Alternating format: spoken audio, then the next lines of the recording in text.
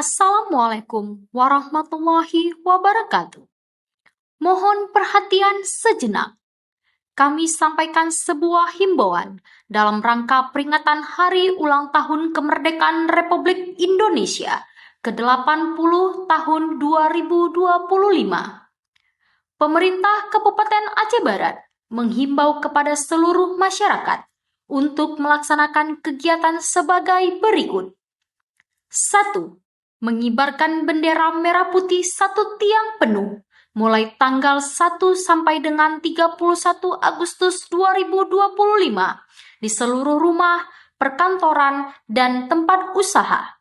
2. Membersihkan lingkungan masing-masing, termasuk halaman rumah, fasilitas umum, dan area sekitar pemukiman. 3. Menghiasi rumah, toko, gedung, instansi pemerintah, rumah ibadah, dan sarana umum lainnya dengan umbul-umbul dan lampu hias, serta hiasan lainnya yang nuansa memeriahkan HUT RI.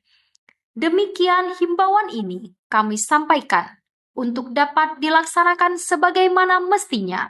Atas perhatian dan partisipasi seluruh masyarakat, kami ucapkan terima kasih. Wassalamualaikum warahmatullahi wabarakatuh.